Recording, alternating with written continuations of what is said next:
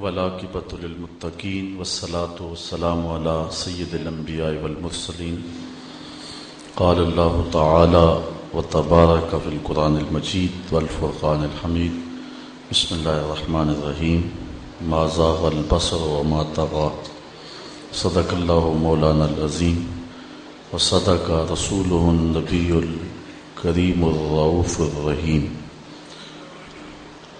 اللہم نور قلوبنا بالقرآن وزین اخلاقنا بالقرآن وادخلنا الجنة بالقرآن ونجنا من النار بالقرآن قال اللہ تعالی وتبارک فی شان حبیبہ مخبرا وآمرا ان اللہ وملائکتہ یصلون علی النبی یا ایہا الذین آمنوا صلوا علیہ وسلموا تسلیما الصلاۃ والسلام علیک یا رسول اللہ وعلی آلک واصحابک یا محبوب اللہ۔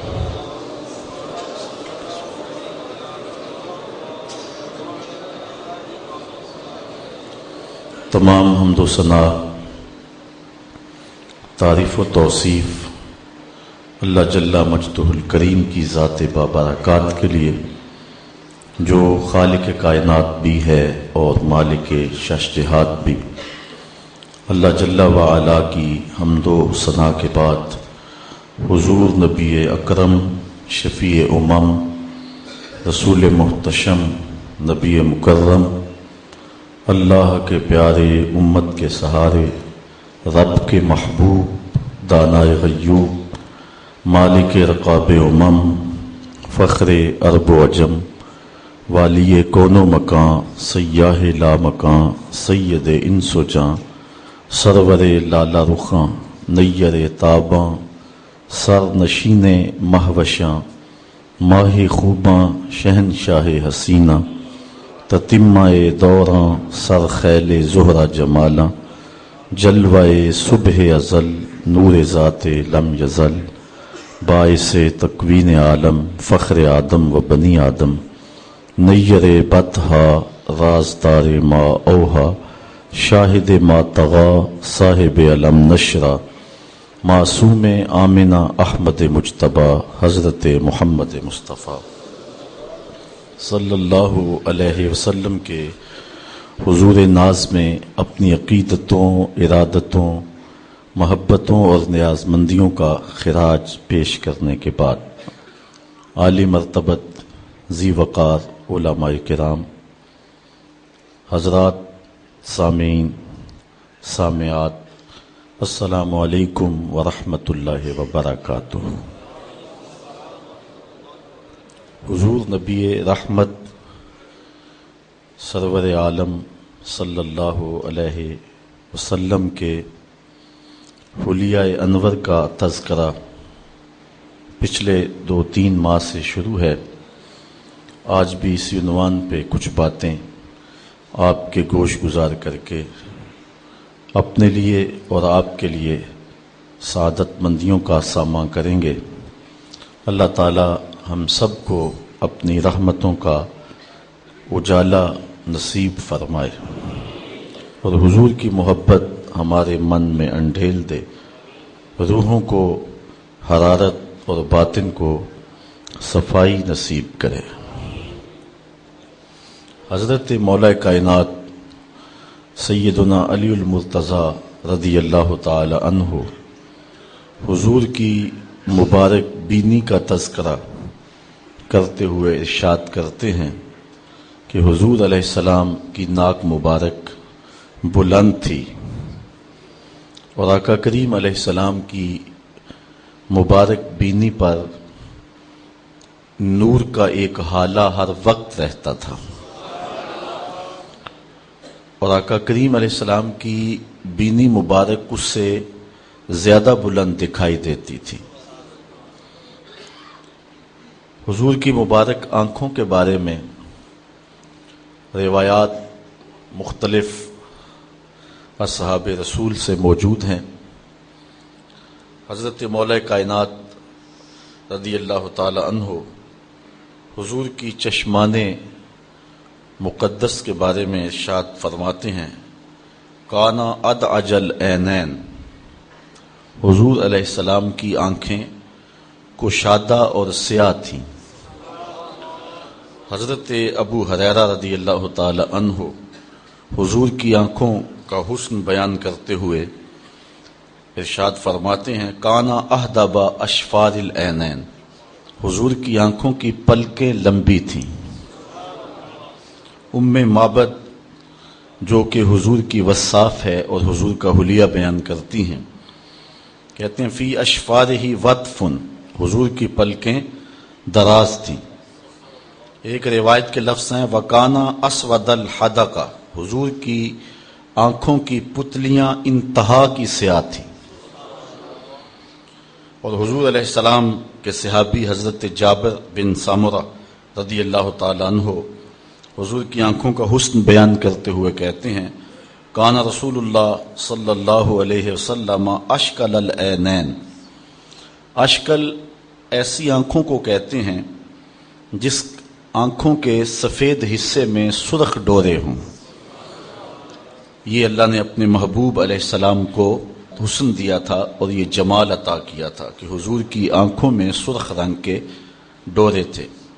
حضرت جابر بن سامرہ رضی اللہ تعالی عنہ فرماتے ہیں، کنت اذا نظرت الیہ قلت اکحل العینین ولیس باکحل، کہتے ہیں جب بھی میں حضور کو دیکھتا تو مجھے لگتا یہ تھا کہ حضور ابھی ابھی سرما لگا کے آئے، حالانکہ حضور نے سرما نہیں لگایا ہوتا تھا، لیکن اللہ نے اپنے محبوب کی آنکھوں کو سرمگی بنایا تھا، قدرتی سرما لگا ہوا تھا۔ ویسے حضور رات کو سوتے ہوئے ہر آنکھ میں 3 سلائیاں اسمد سرمے کی لگاتے تھے، لیکن سحری کے وقت اللہ کے حضور اٹھ کے اتنا روتے کہ وہ سرما نکل جاتا، لیکن اس کے باوجود آقا کریم کی آنکھیں سرمگی تھیں اور قدرتی سرما محبوب کی آنکھوں میں لگا ہوا تھا۔ حضرت عبداللہ ابن عباس رضی اللہ تعالی عنہ روایت کرتے ہیں اپنے چچا جناب ابو طالب سے، وہ کہتے ہیں کہ حضور علیہ السلام بچپن میں جب صبح بیدار ہوتے تو ہوتا یہ ہے کہ جب بچے صبح اٹھتے ہیں تو ان کی آنکھوں میں میل کچیل ہوتا ہے اور بال الجھے ہوئے ہوتے ہیں، گال چپکے ہوئے ہوتے ہیں، لیکن کہتے ہیں کان الصبیان یصبحون رمسا شاسا ویصبح رسول اللہ دہینا کہیلا، کہتے ہیں بچے جب اٹھتے ہیں تو پراگندہ ہوتے ہیں، لیکن حضور جب صبح بیدار ہوتے تھے تو تیل لگا ہوا ہوتا تھا، سرما لگا ہوا ہوتا تھا۔ یہ اللہ نے اپنے محبوب کی آنکھوں کو جمال عطا کیا ہے۔ حضرت انس حضور کے خادم خاص ہیں، وہ حضور کی آنکھوں کا ایک اور حسن بیان کرتے ہیں، اور آنکھوں کا یہ ایک بہت بڑا حسن ہے جس کو مل جائے۔ وہ کہتے ہیں کان رسول اللہ صلی اللہ علیہ وسلم ابہر العینین، حضور کی آنکھیں دریا تھیں، یعنی آنکھوں میں خوف خدا کی وجہ سے ہر وقت آنسو بہا کرتے تھے، تو جس طرح دریا بہتے ہیں حضور کی آنکھیں خوف خدا میں رونے والی تھی۔ حضرت عطا تابی ہیں، کہتے ہیں میں عبداللہ ابن عمر رضی اللہ تعالیٰ عنہ اور حضرت عبید بن عمیر رضی اللہ تعالیٰ عنہما، ہم تینوں حضور سیدہ عائشہ رضی اللہ تعالیٰ عنہا کی خدمت میں ایک دن حاضر ہوئے اور جا کر کے کہا کہ حدثنی بِأَعْجَبَ مَا رَأَيْتَ مِن رسول اللہ صلی اللہ علیہ وسلم، کہ اماں جان حضور کی کوئی ایسی بات سناؤ جو بڑی عجیب ہو۔ ہم تینوں لوگ جب حاضر ہوئے اور یہ بات عرض کی تو حضرت عطا کہتے ہیں کہ ام المومنین سیدہ عائشہ رو پڑی اور فرمانے لگی آقا کی ہر بات ہی عجیب تھی، اور پھر انہوں نے ایک بات سنائی۔ کہتی ہیں کہ ایک دن حضور علیہ السلام تشریف لائے اور میرے حجرے میں حضور جلوہ فراز تھے، رات کا کچھ حصہ بیتا تو فرمانے لگے اتازنین لی فی عبادت ربی، اے عائشہ مجھے اللہ کی عبادت کے لیے تم جو ہے وہ اجازت نہیں دیتی ہو؟ تو میں نے عرض کی کہ حضور میں نے روکا کب ہے، آپ مختار ہیں۔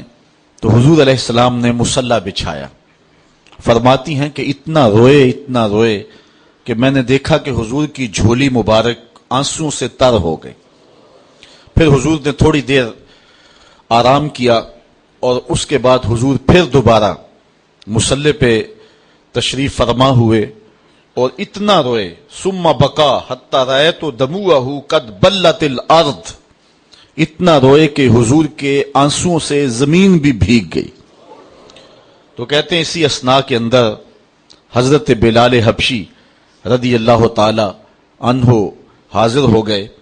وہ جب اذان ہوتی تو حضور کی خدمت میں حاضر ہوتے کہ حضور جماعت تیار ہے، تو وہ جب حاضر ہوئے تو حضور زاروں کے تار رو رہے تھے۔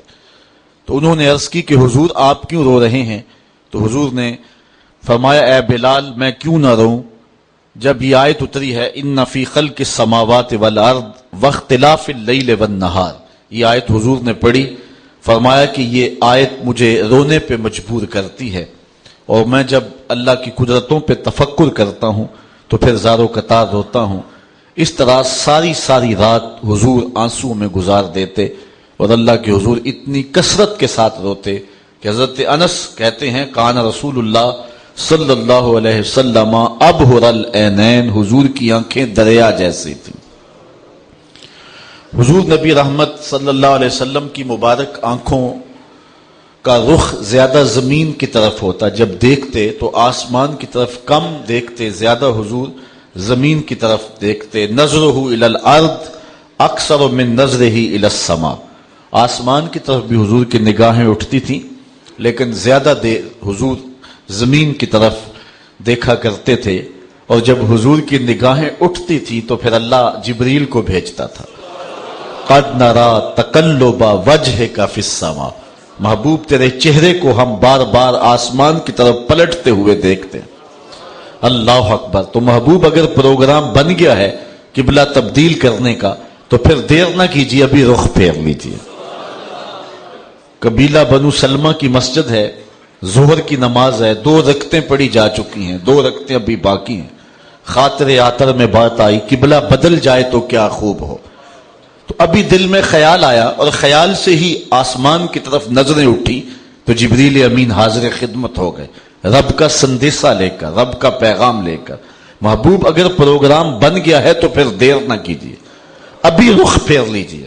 یا اللہ تیری نماز تو پوری ہو لے، کہا میری نماز بعد میں پوری ہوگی، پہلے تیری مرضی پوری ہوگی۔ اللہ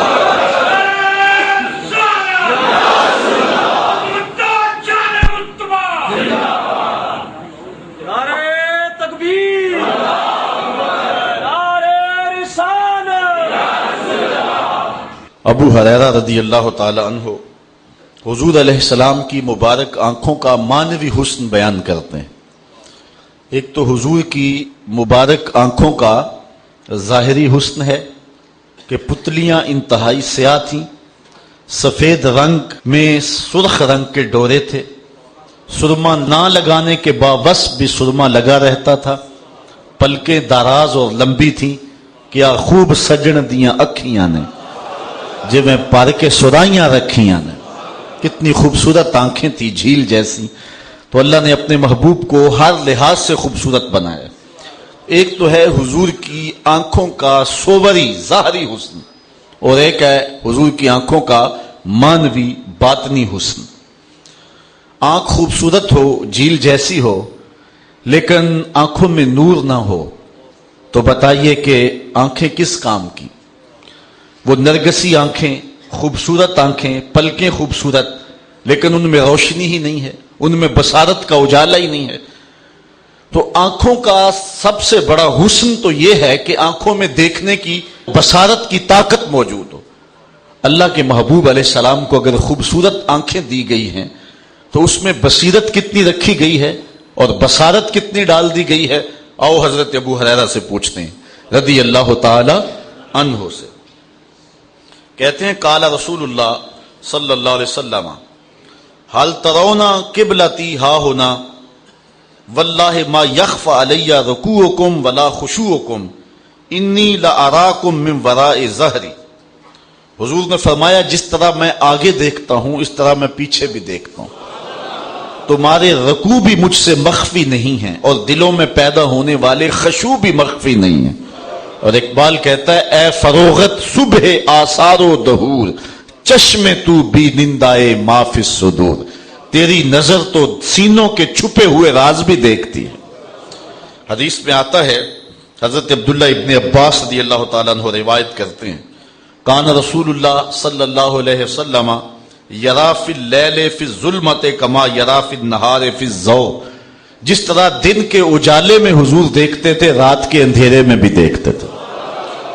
آنکھوں میں روشنی ہے لیکن ماحول میں اجالا نہ ہو تو میں اور آپ نہیں دیکھ سکتے. لیکن حضور جس طرح روشنی میں دیکھتے تھے چٹے دن میں دیکھتے تھے رات کی تاریکی میں بھی حضور ایسے ہی دیکھتے تھے.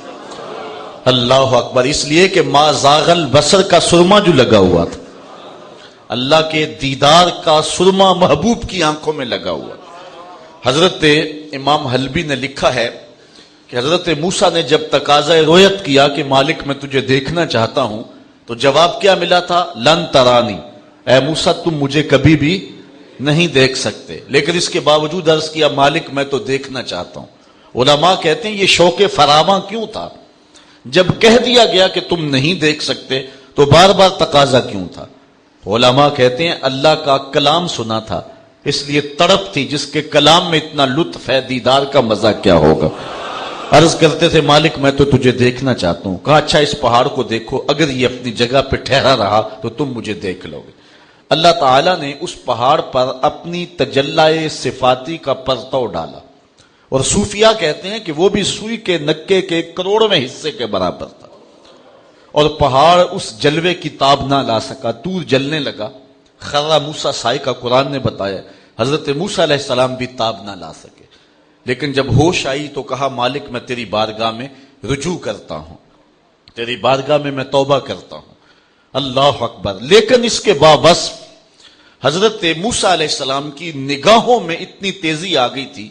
کالی رات کے اندھیرے میں کالے پتھر پر کالے رنگ کی چیونٹی کو 9 فراسخ دور سے 1 فرسخ 3 میل کا ہوتا ہے 27 میل دور سے 50 کلومیٹر دور سے کالے رنگ کے پتھر پر کالے رنگ کی چیونٹی کو شب دیجور کی ظلمتوں میں چلتا ہوا دیکھتے بھی تھے.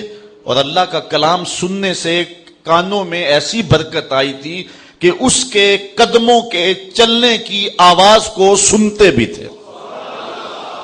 یہ اللہ نے حضرت موسیٰ علیہ السلام کو طاقت عطا کی ہے. اصل بہت بڑی غلطی ہوتی ہے نبی کے حواس کو اپنے حواس پہ قیاس کیا جائے یا اپنے حواس پر نبی کے حواس کو قیاس کیا جائے.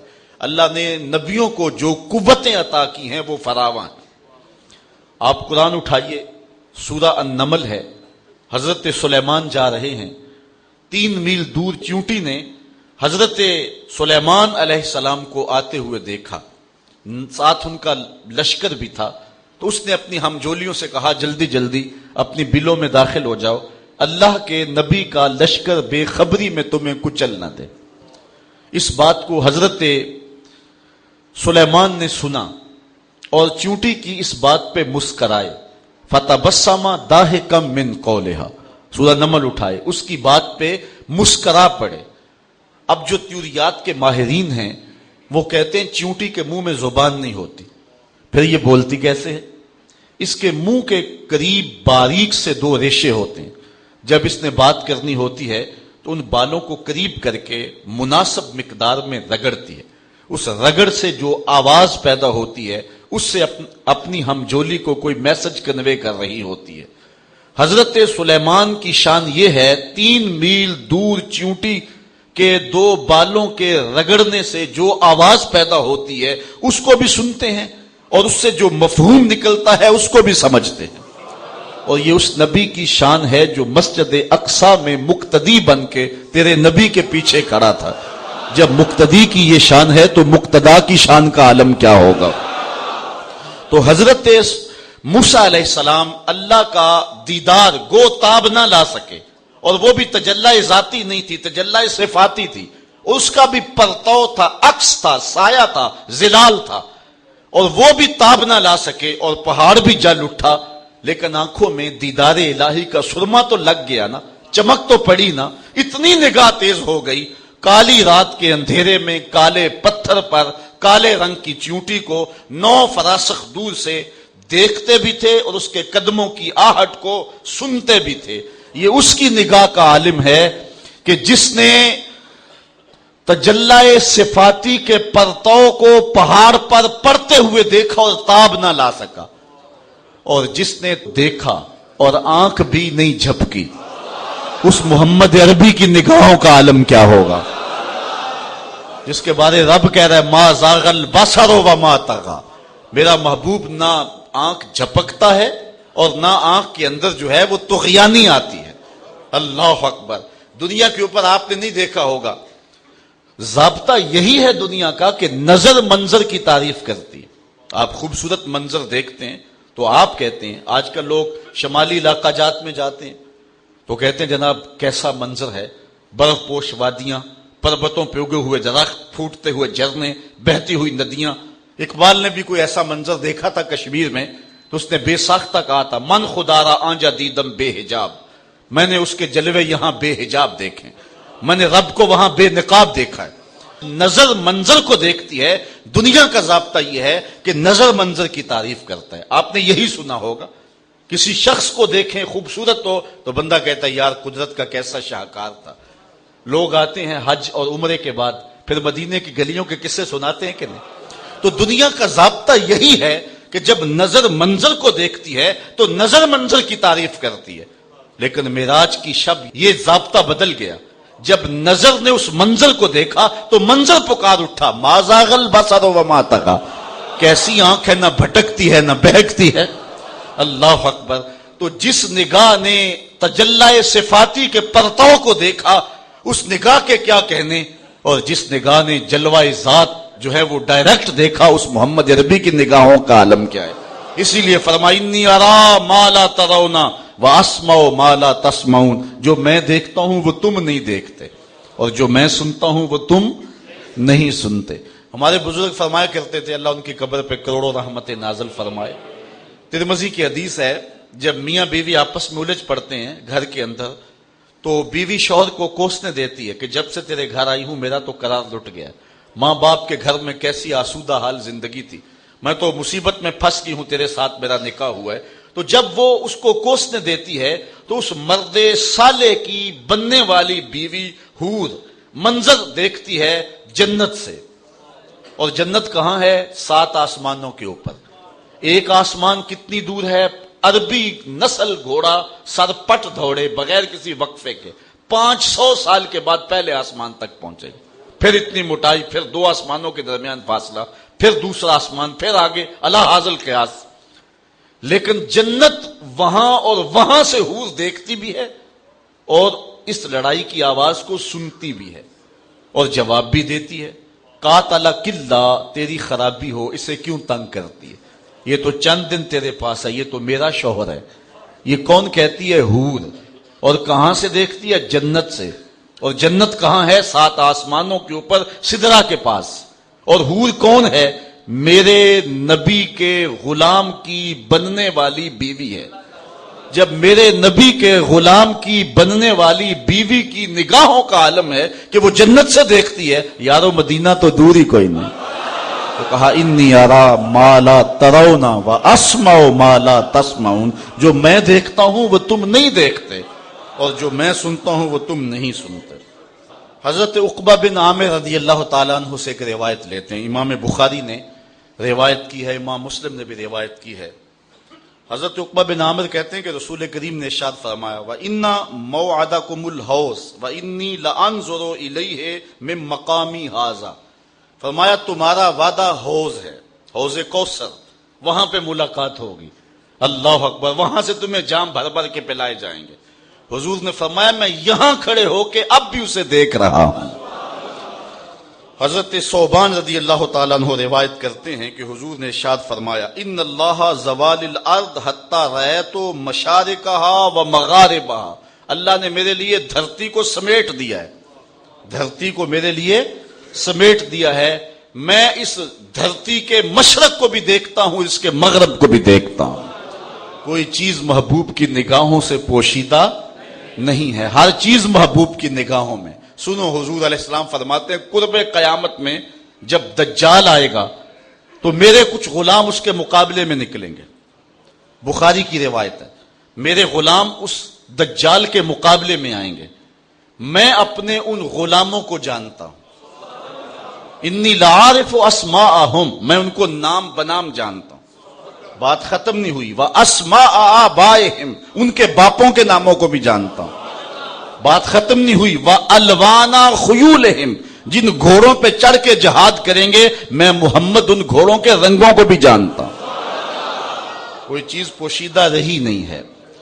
اللہ اکبر۔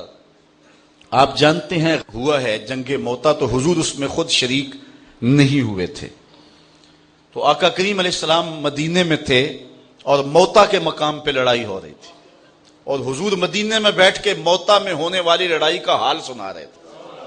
اللہ اکبر۔ حضور نے فرمایا کہ اب جھنڈا حضرت زید کے ہاتھ میں ہے، پھر فرمایا فوسیبا، انہیں شہید کر دیا گیا، پھر کہا اب جھنڈا عبداللہ ابن رواحہ کے پاس ہے، پھر فرمایا وہ بھی شہید کر دیا گیا، اور حضور کی آنکھوں میں آنسو تھے، حضور روتے جا رہے تھے۔ اچانک حضور کے چہرے پہ خوشی آئی اور آقا کریم نے فرمایا اب جھنڈا اللہ کی تلوار خالد بن ولید کے ہاتھ میں آ گیا، اور اللہ تعالیٰ فتح عطا فرمائی ہے۔ اور جب لوگ واپس غزوہ موتا سے آئے، اللہ اکبر، تو جو حضور نے بتایا تھا ایسے ہی ہوا۔ یار حضور تو حضور رہے، حضور کی شان تو وراء الورا ہے۔ حضرت عمر بیٹھے ہیں مسجد نبوی کے ممبر پہ، نہامد میں جنگ ہو رہی ہے، 1 مہینے کی مسافت ہے، حضرت ساریہ امیر لشکر ہیں، حضرت عمر رضی اللہ تعالیٰ عنہ خطبہ دے رہے ہیں، ادھر حضرت ساریہ پہاڑ کو چھوڑ کے آگے بڑھنے لگے، دشمن پیچھے سے آنے لگا، حضرت عمر نے یہاں سے کہا یا ساریہ الجبل، اے ساریہ پہاڑ نہیں چھوڑنا، یہ شان ہے خدمت گاروں کی، سرکار کا عالم کیا ہوگا۔ حضرت غوث اعظم شیخ عبد القادر جیلانی محبوب سبحانی فرماتے ہیں میں مشرق میں ہوں اور میرا مرید مغرب میں ہو، اس کا وہاں سے پردہ اٹھنے لگے میں یہیں سے ڈھانپ دوں، یہ شان ہے خدمت گاروں کی، سرکار کا عالم کیا ہوگا۔ تو اللہ نے اپنے محبوب علیہ السلام کو وہ پیاری آنکھیں عطا کی ہیں جو مانوی اور صوری لحاظ سے ہر لحاظ سے خوبصورت ہیں، اور کیوں نہ ہو ان آنکھوں میں دیدار رب کا سرما لگا ہوا تھا۔ سنیے حضور فرماتے ہیں، حضرت عبد الرحمن بن عائش روایت کرتے ہیں، قال رسول اللہ صلی اللہ علیہ وسلم رأیت ربی عز وجل فی احسن صورہ، اللہ تعالیٰ جل شانہ کو میں نے احسن صورت میں دیکھا ہے۔ اللہ اکبر۔ اعلی حضرت نے یہاں حد کر دی، لوگ جھگڑے میں پڑے رہے، ترازو گاڑ کے بیٹھے رہے، نظر کو، علم کو، سماعت کو تولتے رہے۔ اعلی حضرت نے شعر بھی کہا، دلیل بھی دے دی، کہتے ہیں اور کوئی غیب کیا تم سے نہاں ہو بلا، جب خدا ہی نہ چھپا تم پہ کروڑوں درود۔ سب سے بڑا غیب تو وہ ہے جب اس نے بھی پردے اٹھا دیے تو باقی کچھ چیزیں پیچھے رہ گئی۔ تو محبوب حق کی آنکھوں میں دیدار الہی کا سرما لگا تو حضور کی نظروں سے کوئی چیز پوشیدہ نہیں رہی۔ دعا کرو حضور کی نگاہ فیض نصیب ہو جائے۔ اللہ اکبر۔ اقبال کہتا ہے کہ گرد تو گردد حریم کائنات، گرد تو گردد حریم کائنات، از تو خواہم یک نگاہ التفات۔ حضور میں ایک نگاہ کا سوال لیے کھڑا ہوں، مست آنکھیں رضا ما ذاق کے کجلے والی، گر میری سمت بھی اٹھیں تو مقدر جاگے۔ تو دعا کرو حضور کا دیدار ہم سب کو نصیب ہو۔ حضور علیہ الصلوۃ والسلام کی مبارک ابرو، اس کے بارے میں روایت دیکھتے ہیں حضرت ہند بن ابو حالہ رضی اللہ تعالی عنہ سے، کہتے ہیں کان رسول اللہ صلی اللہ علیہ وسلم ازج الحواجب سوابغ فی غیر کرن بینہما ارکن یدرہ الغدب۔ حضور علیہ الصلوۃ والسلام کے جو مبارک ابرو ہیں وہ تھوڑا سا درمیان میں فاصلہ لیے ہوئے تھے، اور 2 ابروؤں کے درمیان ایک رگ تھی، اور جب آقا کریم غصے میں آتے تو وہ رگ پھڑکنے لگتی۔ اعلی حضرت فرماتے ہیں چشمائے مہر میں موج نور جلال اس رگے ہاشمیت پہ لاکھوں سلام. اللہ اکبر. اچھا، حضور کے ابروؤں کے بارے میں دو روایات ہیں. ایک روایت یہ کہ حضور کے ابرو ملے ہوئے ہیں. یہ روایت کان رسول اللہ صلی اللہ علیہ وسلم دقیق الحاجبین، حضور کے ابرو جو ہیں وہ ملے ہوئے تھے، آپس میں ملے ہوئے بھی تھے. جدا ہونے کی روایت بھی ہے. وعن علی کان رسول اللہ صلی اللہ علیہ وسلم مقرون الحاجبین، حضور علیہ السلام کے مبارک ابرو جو ہیں وہ آپس میں ملے ہوئے تھے. دقیق کی تشریح کی ہے اور ازج کی تشریح کی ہے طولہ و دقتہ و صبوغہ الی مؤخر العین. اس کا مطلب یہ ہے کہ ابرو پتلے تھے، آپس میں جڑے ہوئے تھے اور آنکھ کے آخری گوشے تک جاتے تھے. اچھا، بعض نے کہا حضور کے ابرو جڑے ہوئے ہیں، بعض نے کہا کہ حضور کے ابرو جو ہیں وہ درمیان میں فاصلہ تھا. تو آؤ اس پر میں ایک بات آپ کے سامنے رکھوں. آپ جانتے ہیں کہ حضرت اویس کرنی رضی اللہ تعالی عنہ تابعی ہیں، حضور کا دور پایا ہے، صحابی نہیں بنے. آقا کریم قمیض کے بٹن کھولتے اور یمن کی طرف رخ کرتے اور کہتے مجھے یار کی خوشبو آ رہی. صحابہ نے کہا وہ کون ہے جو آپ جس سے اتنا پیار کر رہے ہیں اور وہ آپ کو ملنے بھی نہیں آیا؟ فرمایا اس کی بوڑھی اور نابینا ماں ہے جس کی خدمت اسے میرے حضور آنے سے روکے ہوئے. یہ لوگوں نے اپنا خانہ ساز دین بنایا کہ ماں فالج میں تڑپ رہی ہے اور بیٹا جہاد کرنے جا رہا ہے. ماں کو سخت ضرورت ہے اور بیٹا تبلیغی گشت کرنے گیا ہوا ہے. ماں کو سخت حاجت ہے اور بیٹا جا کے پیر کے دربار پہ بیٹھا ہوا ہے. یہ مکے والا پیر تو شے ہی کوئی نہیں، غوث اعظم سے فیض نہیں مل سکتا اگر ماں راضی نہ ہو. پہلا مرشد ماں ہے. حضرت بایزید کہتے ہیں میں نے اپنی ماں کے آگے ہاتھ جوڑے، میں نے کہا اماں تیرے حق ادا کروں یا رب کے حق ادا کروں؟ اپنے حق تو معاف کر دے، رب کو میں راضی کر دیتا. ماں نے کہا جا بیٹے میں نے اپنے حق معاف کر دی. 12 سال جنگلوں میں گھومتا رہا. ایک دن بستان کے قریب سے گزر رہا تھا، دل میں خیال آیا چلتے چلتے ماں کو سلام کر جاؤں. دروازے کو دستک دینے لگا. رات کا موقع تھا، سردیوں کا موسم تھا. اس احساس نے ہاتھ روک لیا، ساری زندگی ماں کو سکھ تو دیا کوئی نہیں، دکھ بھی کیوں دیتے ہو؟ تو کہتے ہیں میں دروازے کے ساتھ لگ کے بیٹھ گیا اور ساری رات کاٹ دی. جب سحری کا وقت ہوا تو اندر سے جو نالی آتی تھی اس سے پانی آیا. میں سمجھ گیا میری ماں تہجد کے لیے اٹھی. دروازے کو دستک دی، اندر سے آواز آئی بیٹا بایزید ٹھہرو ابھی آئی. مائیں بیٹوں کے دستک کے انداز سے بھی جانتی ہیں یہ کس بیٹے کے ہاتھوں کا لمس ہے. میں بارسلونا کے ایئرپورٹ پہ کھڑا تھا کہ وہاں مجھے ایک بینچ سے یوں محسوس ہوا جس طرح کوئی ہم زبان بول رہا ہے، تو غیر اختیاری طور پہ ادھر لڑک گیا. تو وہ انڈین لوگ تھے اور اپنے ایک دوست کو الوداع کرنے آئے تھے. تو میں نے اس سے گپ شپ شروع کی. میں نے کہا کہ بتاؤ کتنا عرصہ ہوا، کتنی دیر بعد جا رہے ہو؟ تو مجھے کہنے لگا کہ 27 سال 3 ماہ کے بعد جا رہا ہوں. بس آیا تھا اور ایسا پھنسا کہ اتنا طویل عرصہ گزر گیا. جب آیا تھا تو ان فوان شباب تھا، اب بڑھاپا طاری ہو رہا ہے، اور بڑی حسرت سے کہنے لگا کہ پتہ نہیں میرے گھر والے مجھے پہچانتے بھی ہیں یا کہ نہیں. تو میں نے کہا اور کوئی پہچانے یا نہ پہچانے، ماں تیرے قدموں کی آہٹ سے ہی پہچانیں گی. یہ میرے بیٹے کے قدموں کی آواز لگتی ہے. بایزید کہتے ہیں کہ میں دروازے پہ دستک دی نا تو اندر سے ماں نے کہا بیٹے بایزید ٹھہرو میں ابھی آئی. 12 سال کے بعد آیا تھا. ماں نے ہاتھوں کے لمس سے پہچان لیا کہ یہ میرے بیٹے کے ہاتھوں کی آواز ہے. تو ماں نے دروازہ کھولا. میرے بکھرے ہوئے بال، پھٹے ہوئے کپڑے، پراگندہ حالت. ماں کی آنکھوں میں آنسو تیر آئے اور ایسے ہاتھ پھیلا کے بایزید کی ماں نے کہا مالک میرا بیٹا بایزید تیری طلب میں نکلا تھا، تو نے ابھی تک اسے اپنا قرب نہیں دیا. حضرت بایزید کہتے ہیں 12 سال کی ریاستوں سے جو نہیں ملا تھا ماں کے اٹھے ہوئے ہاتھوں سے مل گیا. میں نے کہا مالک میں تجھے کہاں ڈھونڈ رہا ہوں، تو کہاں موجود ہے؟ تو کہا اس کی نابینا اور بوڑھی ماں ہے جس کی خدمت اسے میرے حضور آنے سے روکے ہوئے ہے. بلکہ فرمایا کوئی اویس کو ملے اور میرا سلام دے اور کہے میری امت کی بخشش کی دعا کرے. معلوم ہوا جو ماں باپ کے خدمت گزار ہوتے ہیں اللہ ان کی دعائیں رد نہیں کرتا. میں نے کتب تصوف میں پڑھا ہے جو شخص روزانہ اپنے والدین کے لیے دعا کرے ساری زندگی اس کے رزق میں بے برکتی نہیں آتی. اچھا، حضرت مولا کائنات سید علی المرتضیٰ اور حضرت عمر رضی اللہ تعالی عنہما دونوں حاضر ہوئے. حضرت اویس کرنی کے پاس پہنچے اور جا کے حضور کا سلام دیا. بس اویس کرنی تڑپ گئے اور کہا کہ حضور کے لبوں پہ کیسے میرا نام آیا تھا، کیسے کہا تھا اویس کو سلام دینا. جب یہ امٹتے ہوئے محبتوں کے جذبات دیکھے تو کہا اتنا پیار حضور سے تو تم حضور کو ملنے کیوں نہیں آئے ہو؟ صہیب روم سے آ گئے، سلمان فارس سے آ گئے، بلال حبشے سے آ گئے، یمن تو کوئی دور بھی نہیں تھا. تو جب اتنا پیار ہے اور اتنی تڑپ کہ سلام سن کے وجد طاری ہو گئے تو حضور کو ملنے کیوں نہیں آئے؟ تو حضرت اویس نے بات کے رخ کو بدلتے ہوئے کہا اچھا تم نے میرے حضور کو دیکھا؟ انہوں نے کہا شام سویرے رہتے ہی حضور کی خدمت میں تھے. کہا بتاؤ پھر حضور کے ابرو جڑے ہوئے تھے یا کھلے ہوئے تھے؟ یہ ایک دم حیرت میں ڈوب گئے. تو حضرت اویس بولے مجھے پوچھ لو، جس نے نہیں دیکھا اسے پوچھ لو. کوئی دور سے دیکھتا تو اسے جڑے ہوئے نظر آتے، قریب آ کے دیکھتا تو کھلے ہوئے نظر آتے.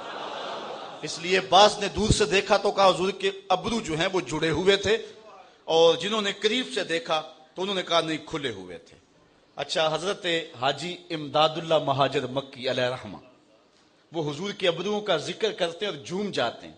اور پھر کیا کہا انہوں نے؟ عید گاہے ماں غریباں کوئے تو، عید گاہے ماں غریباں کوئے تو، اے حلال عید ماں ابروئے تو. کہتے ہیں ہماری عید گاہ تو تیری گلی ہے اور ہماری عید کا چاند تیرے ابرو ہی تو ہیں. اللہ اکبر. اور اعلیٰ حضرت بولے خمے زلف نبی ساجد ہے محراب ہر دو ابرو میں. حضور کے دو ابروؤں کے درمیان یہ محراب بنتا تھا اور آقا کریم علیہ السلام کی زلفیں لٹک کے کبھی دو ابروؤں کے درمیان آ جاتی اور حضور یہاں سجدہ کرتے. حضرت جابر بن سمرہ رضی اللہ تعالی عنہ فرماتے ہیں کہ رأیت رسول اللہ صلی اللہ علیہ وسلم یسجد علی قصاص شعرہ، حضور ان بالوں کے اوپر سجدہ فرمایا کرتے.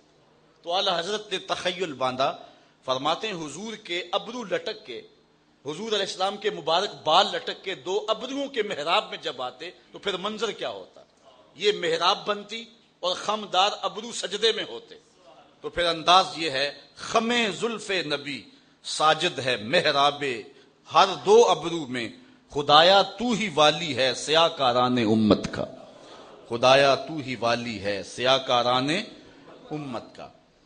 حضور نبی رحمت صلی اللہ علیہ وسلم کے مبارک کان، دور و نزدیک کے سننے والے وہ کان، کان لال کرامت پہ لاکھوں سلام. حضرت ابو ہریرہ رضی اللہ تعالیٰ عنہ فرماتے ہیں فی عینیہ حمرہ حسن اللحیہ حسن الفم تام الاذنین. حضور کی آنکھوں میں سرخی تھی، داڑھی خوبصورت تھی، منہ حضور کا خوبصورت تھا اور کان مکمل تھے. مکمل یعنی حسن و جمال میں مکمل. اللہ اکبر. حضرت عائشہ رضی اللہ تعالیٰ عنہ فرماتی ہیں حضور کے کانوں کا حسن کہ حضور علیہ السلام کی مبارک زلفیں حضور کے کانوں کو چھپا لیتی تھی اور حضور کی سیاہ خمدار زلفیں تھیں. اور کبھی ایسا ہوتا کہ زلفیں ہٹتی اور حضور کے کان زلفوں کے اندر سے نظر آتے. تو پھر ذرا دیکھیے منظر. کہتی ہیں وَتَخْرُجُ الْأُذُنُ بِبِيَاضِهَا مِنْ تَحْتِ ذَلِكَ الْغَدَائِرِ کانما تو کا دل کواکب الدریات بین ذالک السواد. کہتے ہیں جب اچانک حضور کے بال ہٹتے اور نیچے سے حضور کے کان مبارک نظر آتے تو ایسے لگتا کالی بدلیاں ہٹی ہیں اور ستارے نظر آنے لگے. اللہ اکبر. اور حضور علیہ السلام کے جس طرح کان ظاہری طور پہ خوبصورت ہیں، باطنی حسن بھی حضور کو کانوں کا دیا گیا. فرمایا انی ارا ما لا ترون و اسمع ما لا تسمعون. جو میں دیکھتا ہوں وہ تم نہیں دیکھتے اور جو میں سنتا ہوں وہ تم نہیں سنتے ہو. بلکہ فرمایا اسمع صلاۃ اہل محبتی وعارفہم. جو شخص بھی میرے اوپر محبت سے درود پڑھے میں اس کے درود کو سنتا بھی ہوں اور پڑھنے والے کو پہچانتا بھی ہوں. حضرت میمونہ رضی اللہ تعالیٰ عنہ فرماتی ہیں کہ ایک دن تہجد کا وقت تھا، حضور علیہ السلام میرے ہاں موجود تھے، وضو کرنے کے لیے تشریف لے گئے تو اچانک حضور علیہ السلام نے فرمایا لبیکا لبیکا لبیکا نصرتا نصرتا نصرتا. تیری مدد ہو گئی، میں آ گیا، میں حاضر ہوں. یہ حضور نے 3 بار فرمایا. حضرت میمونہ فرماتی ہیں فلما خرج رسول اللہ صلی اللہ علیہ وسلم قلت یا رسول اللہ صلی اللہ علیہ وسلم سمیتو کا تقولو فی متوضائک لبیک ثلاثا و نصرت ثلاثا تکلم انسانا فهل کان معک احد فقال هذا راجز یستصرخنی، کہا حضور آپ وضو خانے میں گئے ہیں اور آپ نے 3 مرتبہ کہا لبیک، 3 مرتبہ کہا نصرت، وہاں کوئی شخص تھا جس سے آپ بات کر رہے تھے؟ تو حضور نے فرمایا کہ بنو خزاعہ کا راجز مجھ کو پکار رہا تھا۔ اصل واقعہ اس طرح ہوا، آپ جانتے صلح حدیبیہ کے موقع پہ حضور علیہ السلام نے ایک معاہدہ کیا تھا اہل مکہ کے ساتھ۔ عرب میں قبائل 2 طرح کے ہوتے تھے، ایک اصیل ہوتے اور ایک ان کے حلیف ہوتے۔ جو بڑے قبائل ہوتے وہ خود لڑائی کرتے اور خود اپنے معاہدے کرتے، اور جو چھوٹے قبائل ہوتے تھے وہ ان کے ساتھ شامل ہو جایا کرتے تھے۔ تو بنو خزاعہ شامل ہو گئے حضور کے ساتھ اور بنو بکر شامل ہو گئے قریش کے ساتھ۔ اب جو اصیل قبائل ہوتے ان کے اوپر لازم ہوتا کہ اپنے حلیفوں کا دفاع کرنا، اور جو حلیف ہوتے وہ اپنے اصیل قبائل کے ساتھ جو ہے وہ مل کے جنگوں میں شامل ہوتے اور ان کی مدد کرتے۔ اب حضور نے بنو خزاعہ کے ساتھ جو ہے وہ معاہدہ کر لیا، قریش کا معاہدہ ہو گیا جو ہے وہ بنو بکر کے ساتھ، لازمی طور پہ یہ آپس میں مخالف قبائل تھے۔ اب حضور کا معاہدہ بنو خزاعہ کا معاہدہ ہے، قریش کا معاہدہ بنو بکر کا معاہدہ ہے۔ اب قریش جو ہے وہ کچھ نہیں کر سکتے تھے، بنو خزاعہ کو تنگ نہیں کر سکتے، کہ کریں گے تو پھر یہ سیدھا سیدھا معاہدہ توڑنے والی بات ہوگی۔ بنو بکر کا اور بنو خزاعہ کا آپس میں ٹکراؤ تھا۔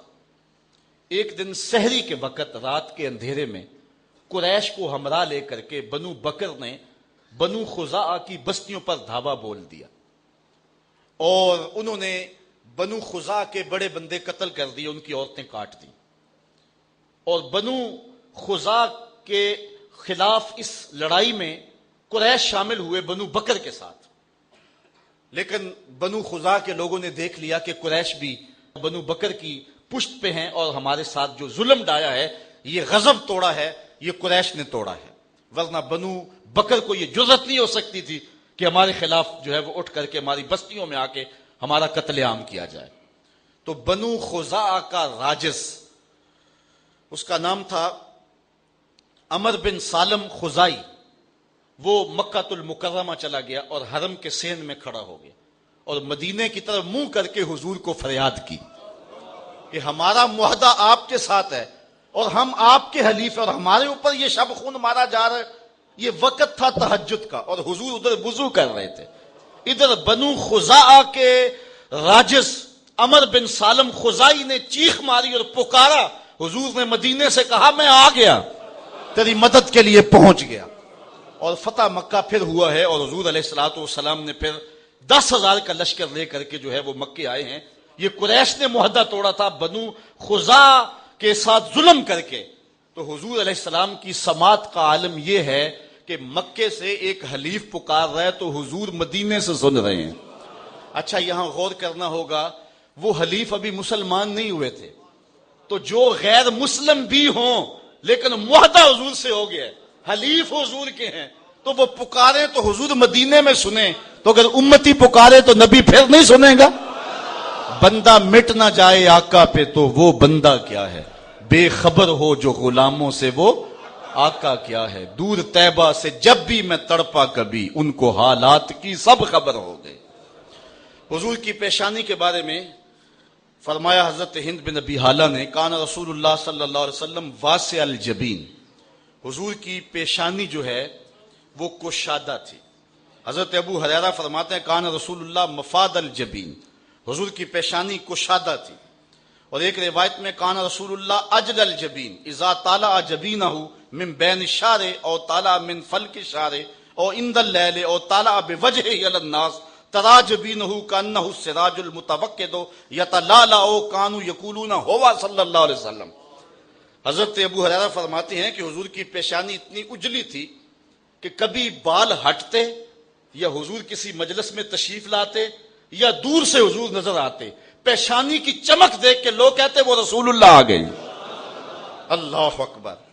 ام المومنین سیدہ عائشہ کہتی ہیں کہ ایک دن میں چرخہ کاٹ رہی تھی اور آقا کریم علیہ السلام اپنے نالین کو خود پیبند لگا رہے تھے، تو میں نے کیا دیکھا کہ حضور کی پیشانی پہ شبنمی قطرے نمودار ہوئے، پسینے کے قطرے آئے، تو کہتے ہیں میں نے دیکھا تو دیکھتے دیکھتے میرا چرخہ رک گیا، ایسی کھو سی گئی کہ میرا چرخہ رک گیا.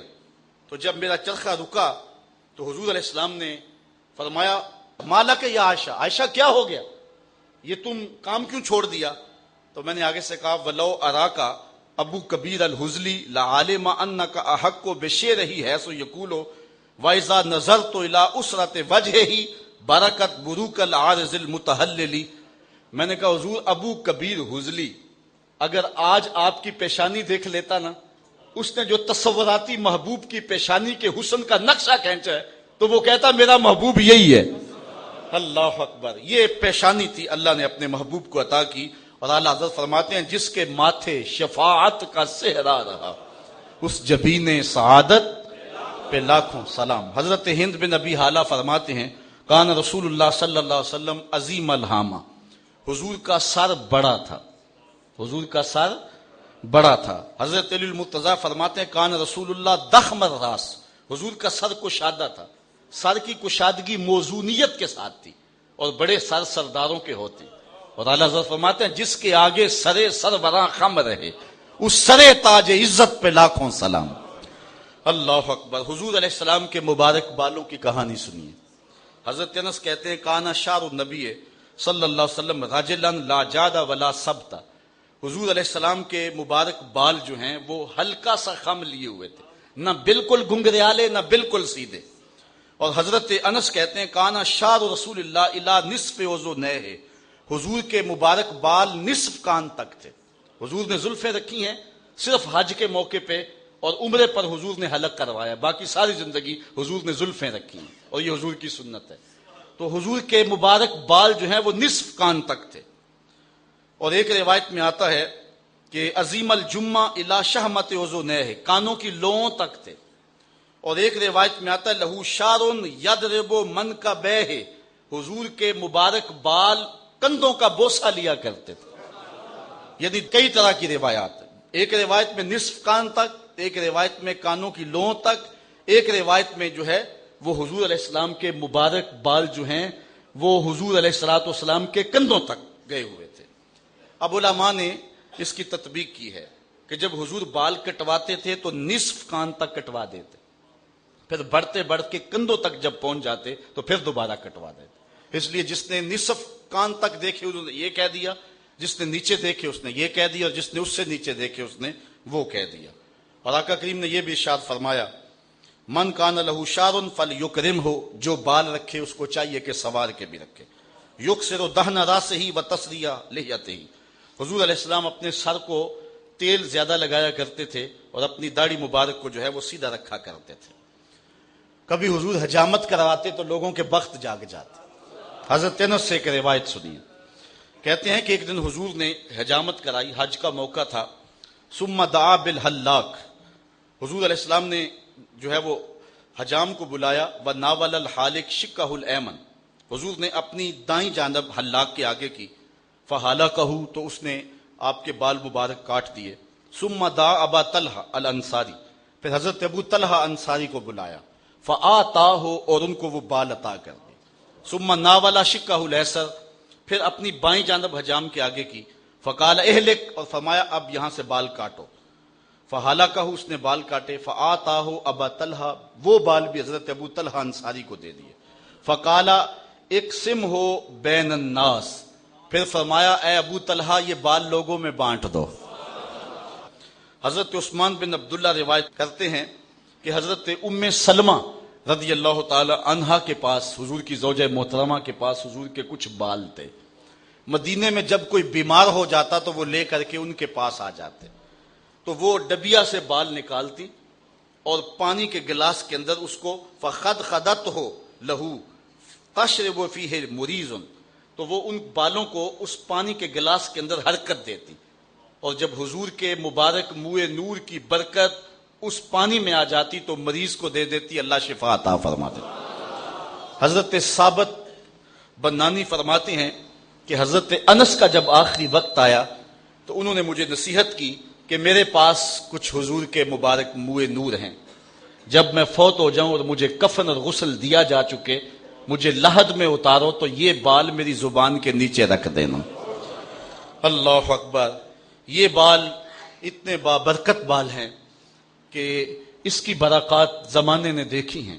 میں صرف ایک واقعہ بیان کر کے اپنے موضوع کو سمیٹ لیتا ہوں، اور یقیناً حضور کے بالوں کی برکت، موئے انور کا معجزہ آپ کے سامنے آئے گا.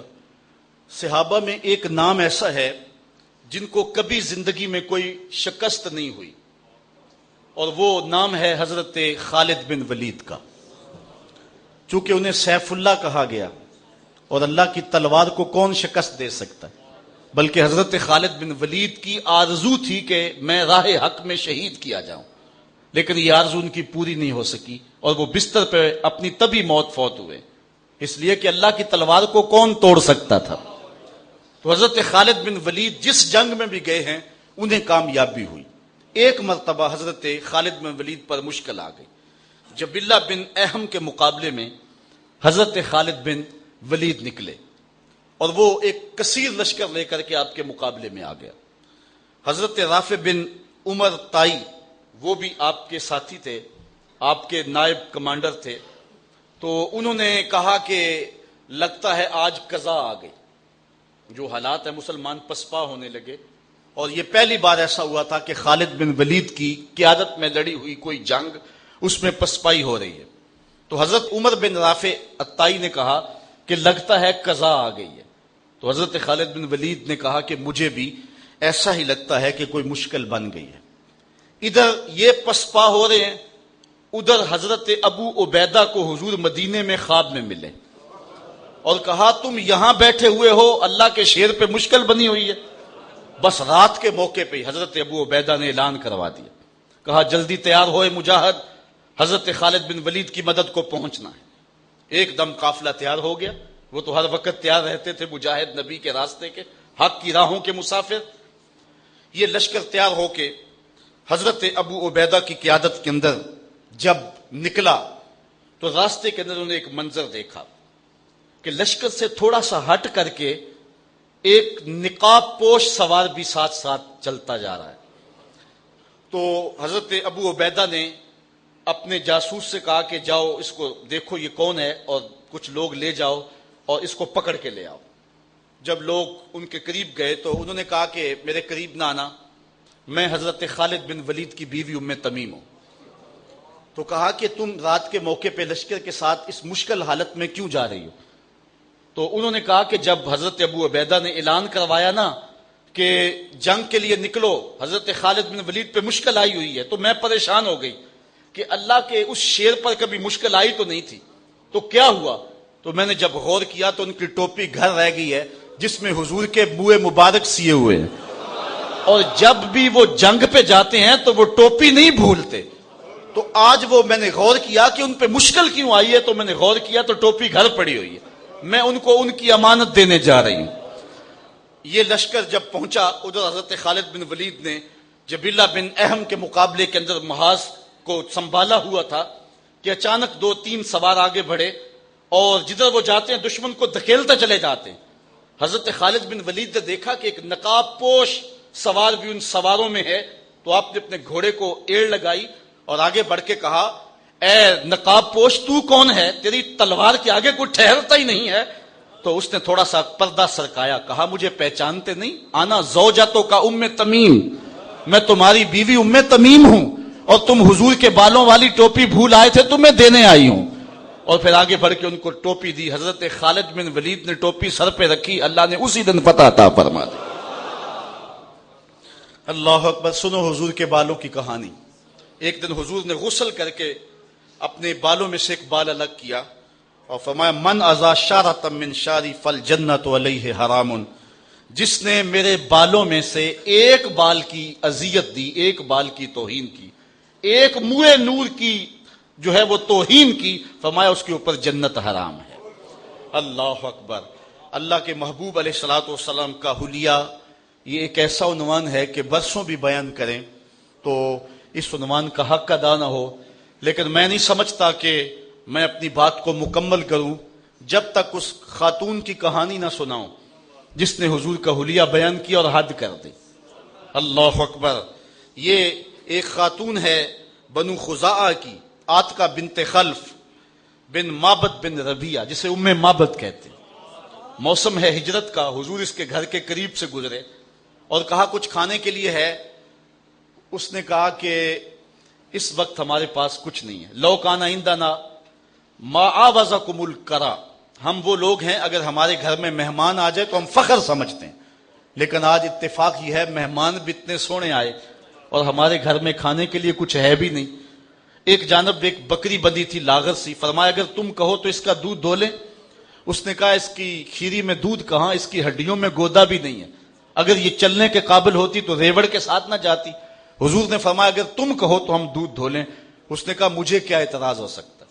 حضرت ابو بکر صدیق نے آگے بڑھ کے بکری کو کھولا، حضور نے اپنا دست برکت اس بکری کی پشت پہ رکھا، اس نے جھرجری لی، ٹانگیں چوڑی کر دی اور اس کی کھیری میں دودھ اتر آیا.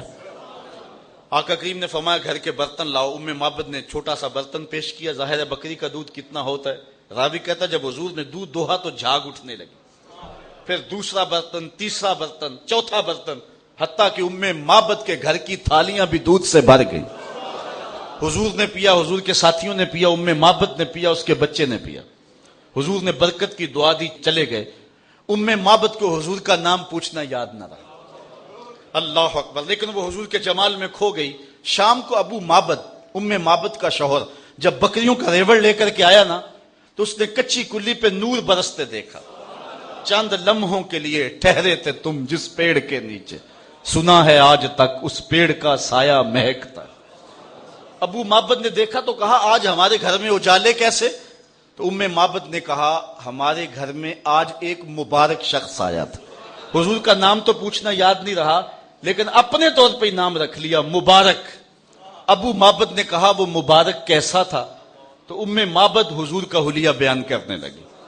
اللہ اکبر. اس نے کہا فقالت رأیت رجلا ظاہر الوضاء حسن الخلق ملیح الوجه لم تعبه سجلہ ولم تزر به سالہ کسیم وسیم وفی عینیہ دعج وفی اشفارہ وطف وفی صوتہ سہل احول اکحل ازج اکرن فی عنقہ سطع وفی لحیتہ کساسہ اذا صمت فعلیہ الوقار واذا تکلم سما وعلاه البہاء حلو المنطق فصل لا نظر ولا حذر کأن منطقہ خدرات نظم یتحدرن ابہ الناس واجملہ من بعید واحسنہ من قریب ربعۃ لا تشنعہ عین من طول ولا تقتحمہ عین من قصر غصن بین غصنین فهو انظر الثلاثۃ منظرا واحسنہم قدرا. یہ حدیث تو بہت لمبی ہے اور ایک ایک لفظ جو ہے وہ دامن کھینچ رہا ہے، لیکن میں اس حدیث کے صرف 2 لفظ آپ کے سامنے رکھوں گا جو ام معبد نے حضور کا نقشہ کھینچا. اس نے کہا خوبصورت تھا، ملیح الوجہ تھا، حسن نمکین تھا، رنگ گورا تھا، قد اونچا تھا. اللہ اکبر. لیکن 2 لفظ سنیے. اس نے کہا ابہ الناس واجملہ من بعید واحسنہ من قریب. میرے شوہر میں کیا بتاؤں کہ وہ مبارک کیسا تھا، جب دور سے چلا آ رہا تھا تو سونا لگتا تھا، قریب آ گیا تو اور سونا لگتا تھا. ذرا غور کیجیے اس کے ایک ایک جملے پہ. دور تھا تو سونا لگتا تھا، قریب آ گیا تو اور سونا. کچھ لوگ دور سے بھلے لگتے ہیں، قریب آئیں تو نقوش میں وہ حسن نہیں رہتا، اور کچھ لوگ قریب سے سونے لگتے ہیں، دور جائیں تو پھر دھندلے دھندلے ہو جاتے ہیں. لیکن یہ حضور کا کمال حسن ہے، دور سے بھی سونے اور قریب سے بھی سونے. اور یہاں حسن بیان کرتے کرتے سیرت بھی بیان کر گئے. کچھ لوگ دور سے بھلے لگتے ہیں، قریب آئیں تو بھلے نہیں لگتے. اس کے لہجے میں یوں تو برف تھی، لیکن جو چھو کے دیکھا تو ہاتھ جل گئے. دور سے اچھے، قریب آئیں تو جو ہے وہ عجیب مصیبت. دور کے ڈھول سہانے، قریب آئیں تو کان پھٹے. جب کاروبار کر کے دیکھا، دوستی لگا کے دیکھا، رشتہ داری کر کے دیکھا، پتا چلا یہ تو بندہ ہی ٹھیک نہیں ہے. دور دور سے اچھے اور قریب آئیں تو اچھے نہیں. لیکن ام معبد نے کہا وہ دور سے بھی سونا تھا، قریب آیا تو آنکھوں کی پتلیوں میں حیا لکھا ہوا تھا. دور بھی سونا تھا، قریب آیا تو سونا تھا. اچھا اس کا ایک ترجمہ میں بھی کیا کرتا ہوں. دور سے بھی سونا اور قریب سے بھی. جنہوں نے دور سے دیکھا انہوں نے کہا سونا، اور جنہوں نے قریب سے دیکھا انہوں نے بھی کہا سونا. جنہوں نے قریب سے دیکھا نا انہوں نے کہا کل قمر لیلۃ البدر لم ارا قبلہ ولا بعدہ مثلہ. یہ قریب سے دیکھنے والے ابو ہریرہ کی بات ہے. فرماتے ہیں 14ویں کے چمکتے ہوئے چاند کی طرح تھے. اور حضور جیسا نہ پہلے دیکھا نہ بعد میں دیکھا. یہ وہ کہہ رہا جس نے قریب سے دیکھا اور جس نے 13 صدیوں کے فاصلے پہ کھڑے ہو کے بریلی میں کھڑے ہو کے دیکھا. اس نے کہا خورشید تھا کس زور پر, کیا بھڑ کے چمکا تھا قمر, بے پردہ جب وہ رخ ہوا یہ بھی نہیں وہ بھی نہیں. جس نے قریب سے دیکھا اس کا نام جابر بن سامرہ ہے. اس نے کہا لیلۃ الادہیان تھی, دھاری دار چادر اوڑے حضور محو استراحت تھے. میں کبھی چاند کو دیکھوں کبھی حضور کو دیکھوں. فائزہ ہوا اندی احسن من القمر, پھر میں نے سوچا چاند نہیں میرے حضور ہی سونے ہیں. یہ جس نے قریب سے دیکھا اس کی کہانی ہے. اور جس نے 13 صدیوں کے فاصلے پہ گولڑے میں کھڑے ہو کے دیکھا اس نے کہا مکھ چند بدر شاہ شانی, متھے چمک دی لاٹ, کالی زلف تے اکھ, مخمور رکھی ہن مد بھریاں, سبحان اللہ ما اجمالا کا ما احسنا کا ما اکمالا کا, کتھے مہر علی کتھے تیری ثنا. جس نے قریب سے دیکھا اس کا نام عبداللہ ابن عباس ہے رضی اللہ تعالیٰ عنہ. پاس کھڑے ہو کے دیکھا, گھر میں بیٹھ کے دیکھا. کیا فرمانے لگے, کان رسول اللہ صلی اللہ علیہ وسلم افلج الثنیتین اذا تکلم کالنور یخرج من بین ثنایاہ. کیا پوچھتے ہو, حضور کے سامنے والے دانتوں میں ہلکا سا فاصلہ تھا, جب بات کرتے تھے نور کی کرنیں چھن چھن کے نکلتی تھی. یہ اس شخص کی کہانی ہے, یہ اس شخص کی بات ہے جس نے قریب سے دیکھا اور جس نے 14 صدیوں کے فاصلے پہ لاہور میں کھڑے ہو کے دیکھا. اس نے کہا تو اجے میرا یار نہیں ڈٹھا, جنوں ویکھ کے چن شرم آوے, ادھی راتی دن چڑھ جاوے, جیو رخ تو نقاب اٹھاوے, تے جیو نکلے سیر کرن نو سارا گلشن سیس نواوے, اتے دھرتی لف لف جاوے, جے ہاتھ پھلاں وچ رکھدا ہاتھ پھلاں تو ود جاوے, نین نشیلے مست رسیلے وچ سونا کجل سہاوے, اکھ اگڑے تے انج پیا جاپے جویں میں خانہ کھل جاوے, تے جے او کھولے پیچ زلف دا اتے راہی راہ پل جاوے, توبہ توبہ حسن سجن دا چال نہ چلی جاوے, بجلی ڈردی لشک نہ مارے متا بے ادبی ہو جاوے, علم خدا نے اینا دتا عقلاں وچ نہ آوے, عقل خدا نے اینی دتی علماں وچ نہ آوے, کی اعجاز نظر وچ او دی جو آوے وک جاوے, خلق او دے نے مو لئی دنیا کوئی ورلا ہی جان بچاوے, آزم ایڈا سونا ماہی سنو کدرے نظر نہ آوے. وَأَجْمَلَهُ مِن بَعِيدٍ وَأَحْسَنَهُ مِن قَرِيبٍ. کہا میرے شوہر میں کیا بتاؤں, دور تھا پھر بھی سونا لگتا تھا, نیڑے آ گیا پھر بھی سونا ہی لگتا. ابو معبد کو بڑا افسوس ہوا کہ میں دور ہی نہیں تھا, ان قریبی پہاڑوں میں تھا, تم نے مجھے بھی بلا لیا ہوتا, میں بھی مبارک کی دید کر لیتا. اچھا اب میں دور نہیں جایا کروں گا, جب کبھی مبارک آئے تو مجھے ضرور بلانا. ابو معبد بکریوں کا ریوڑ لے کے شام کو آتا ہے, معبد کھانا دینے آتی ہے. ابو معبد کہتا ہے کھانا بعد میں کھائیں گے, پہلے مبارک کی باتیں سنو. روزانہ شام کے وقت ان کے گھر میں مبارک کی باتیں ہوتی. لہجے کو سادہ کر لوں تو ترتیب یوں ہوگی, روزانہ شام کو ان کے گھر میں محفل میلاد ہوتی. کبھی وہ بچہ بھی بولتا درمیان سے, امی کیسے مبارک نے ہاتھ رکھا تھا بکری پہ. اچھا ایک دن معبد کو سودا سلف کی ضرورت پڑی تو وہ چلتی چلتی مدینے جا پہنچی. بازار میں سودا خرید رہے تھے کہ حضرت ابو بکر صدیق گزرے. بچے کی نظر پڑ گئی, جب حضرت ابو بکر صدیق کو دیکھا تو بچہ چیخ اٹھا, یا امہ انا حاضر رجل الذی کان مال مبارک. امی جو اس دن مبارک کے ساتھ نہیں تھا آدمی یہ جا رہا ہے. انہوں نے سودا چھوڑا اور حضرت ابو بکر صدیق کے پیچھے. کہا تم تو مل گئے ہو, مبارک کدھر ہے؟ اچھا نام تو خود ہی رکھا ہوا تھا. حضرت ابو بکر نے فرمایا کون سا مبارک؟ کہا وہی جس نے بکری کی پشت پہ ہاتھ رکھا تھا. آپ سمجھ گئے, کہا آؤ تمہیں مبارک کے ڈیرے پہ لے چلو. حضور مسجد نبوی کے صحن میں تھے, جب حضور کو دیکھا تو بچہ پھر چیخا, امی وہ دیکھو مبارک بیٹھا ہوا ہے. حضور کی خدمت میں حاضر ہوئے اور ایمان کی دولت نصیب ہوئی, واپس پلٹے. شام کا موقع آیا, ماں کہنے لگی پتر تو نہیں بتانا, میں تیرے باپ کو بتاؤں گا, ساری کہانی میں سناؤں گی. بیٹا کہتا ہے مبارک کے ساتھی کو تو پہلے میں دیکھا تھا, اس لیے پہلے میں بتاؤں گا.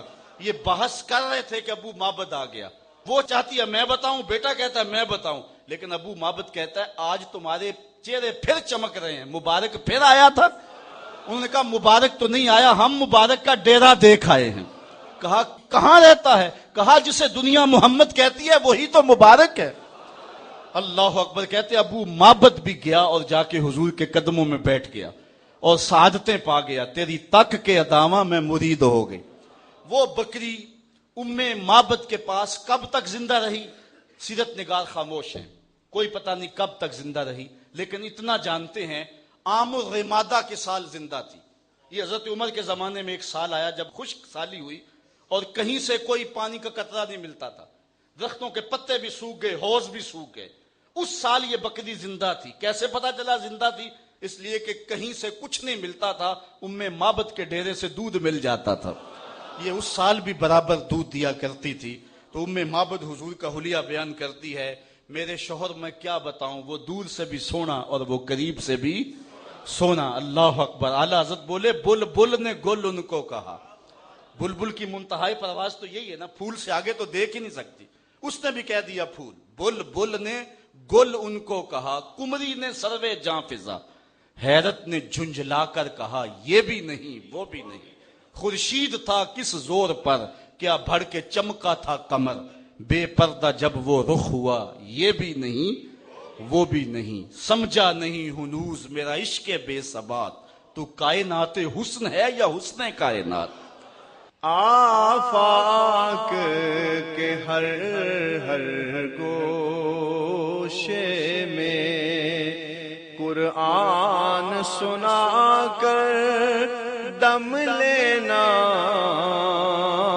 اب رکنا نہیں اب تھمنا نہیں، فردوس میں جا کر دم لینا، آفاق کے ہر ہر گوشے میں قرآن سنا کر دم لینا، اب رکنا نہیں اب تھمنا